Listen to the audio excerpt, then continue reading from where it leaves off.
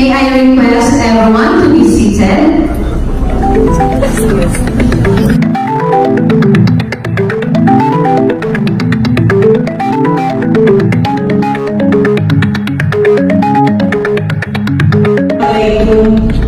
Madayaw, maayong adlaw sa inyong tanan. Magandang araw sa inyong lahat. Unahin ko po muna ang aking mga pagpapasalamat. Una po, ang pagpapasalamat ko sa inyong paanyaya sa akin na dumalo sa inyong Second Congress.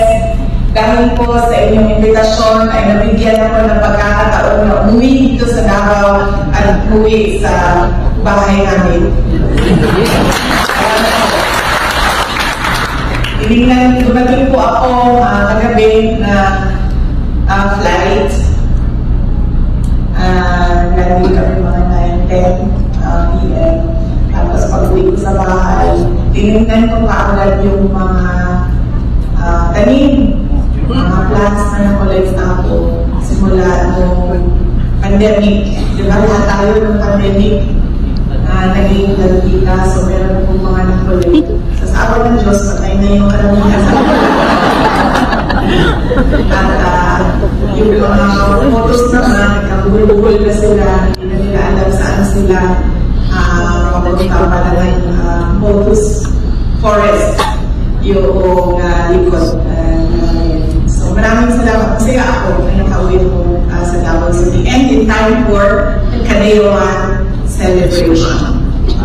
Pangalawa ko ng pagpapasalamat ay ay personal po sa akin. Nagpapasalamat po ako sa tulong ninyo, sa kampanya ninyo, sa suporta ninyo para sa akin noong nakaraang halalan noong taong 2020. At ang pangatlong pagpapasalamat ay pagpapasalamat po ng pamilya namin, ang pamilya Duterte. Napakalaki ng utang na loob namin sa inyong lahat, mga kababayan, sa pagkakataon na ibinigay ninyo sa amin na makapaglingkod sa ating bayan at makapagtrabaho para sa ating pamahalaan. Maraming salamat.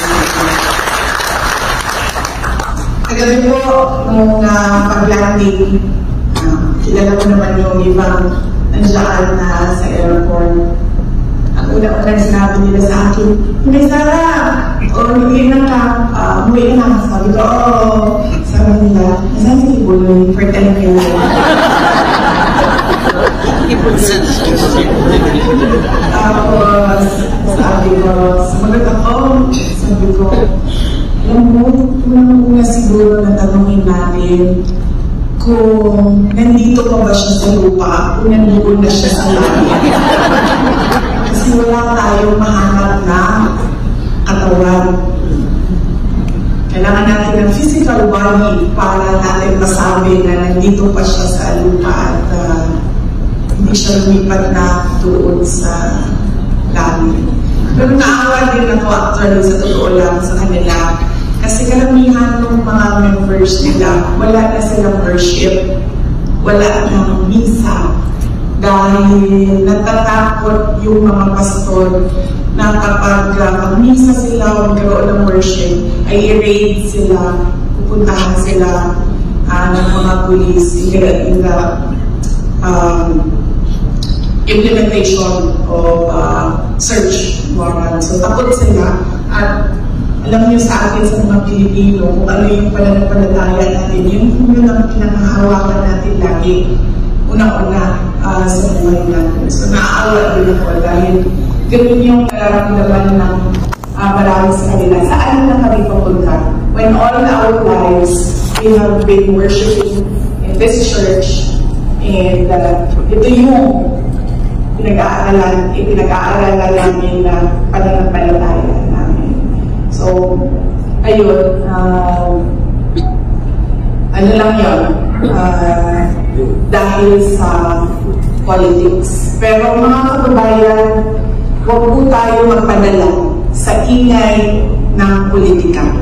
Dahil ang kailangan po talaga natin tutukan ay ang kahirapan dito sa ating bayan. Matagal na po tayo namumulila dito, hindi lang sa Southeast Asia, kung hindi sa buong mundo. Yun po dapat ang unahin natin, ang kahirapan. Ano ba ang mga factors na nag-contribute sa kahirapan sa ating Pilipinas? At isa-isahin natin kung ano yung dapat natin gawin para meron tayong nakikita na tunay na kapayapaan at kalambuan sa development, kaunlaran, kaunlaran dito sa ating bayan. Isang karanayan po ang kasama kayo bilang pangunahing tagapagsalita sa inyong ikalawang pagtitipon. Masaya ako makasama kayo ngayon at makilala ang pangunahing katuwang sa pagsuporta ng mga maliliit na negosyo sa Davao City at sa iba't iba pang lugar ng ating bansa. Natutuwa ako makita na nagpapatuloy ang nasimulan natin noong ako ay alkalde. Kasama ang Industrial Guarantee and Loan Fund, Land Bank of the Philippines, at Development Bank of the Philippines. Nagkaroon tayo ng kasunduan para magbigay ng pinansyal at technical na tulong para sa mga kooperatiba. Layunin natin matulungan ang mga maliliit na negosyo sa pamamagitan ng collateral-free loans upang makapagsimula at umunlad ang kanilang negosyo. mahalaga ang papel ng Credit Surety Fund. Isa itong inobasyon mula sa Bangko Sentral ng Pilipinas na tumutulong sa mga maliliit na negosyo na makakuha ng pautang nang hindi kailangan ng malaking collateral. Kaya nagtatag tayo ng Credit Surety Fund para sa mga maliliit na kooperatiba at negosyo sa Davao City.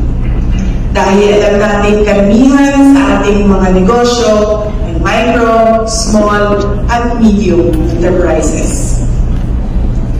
Meron po kaming programa sa tanggapan ng pangalawang Pangulo hangad natin ang pag-unlad ng sektor ng MSMEs upang mapalakas ang ating ekonomiya. Kinuha po namin ito, hiniram namin sa lokal na pamahalaan dito sa Davao City noong ako ay mayor. Ang tawag po ng aming programa ay Magnegosyo Alay, na nagbibigay ng pagsasanay sa mga kababayan nating marginalized mula sa kababaihan at LGBTQIA+ sectors. Layunin natin na magamit nila ang kanilang galing at kasanayan upang magkaroon ng matatag at masaganang negosyo. Noong ako ay nangangampanya noong taong 2022, 3 lang po ang sinabi ko, ang plataforma ko. Una po, trabaho. Pangalawa, edukasyon. Pangatlo, mapayapang pamumuhay. Ang dinala po namin sa lahat ang dinala namin na proyekto sa Office of the Vice President, lahat po yun nakatuon sa pagsuporta sa trabaho o pagbibigay trabaho para sa ating mga kababayan. Gaano po ba kahalaga ang Davao City Credit Surety Fund? Sa gawain ito, kayo, mga kooperatiba at ang Davao City Credit Surety Fund ang ating katuwang. Kayo ang unang tumutulong sa mga kababayan natin nagsisimula pa lamang sa negosyo. Lalo na sa mga walang sapat na kakayahang umutang sa bangko o magtayo ng malalaking negosyo. Ang inyong pinansyal na tulong at pagsasanay ay malaking kontribusyon sa pagbibigay ng pagkakataon sa ating mga MSMEs na makapagsimula at umunlad. Marami sa ating mga bayan at mga probinsya ang malaki na segment ng kanilang mga negosyo ay mula sa mga MSMEs.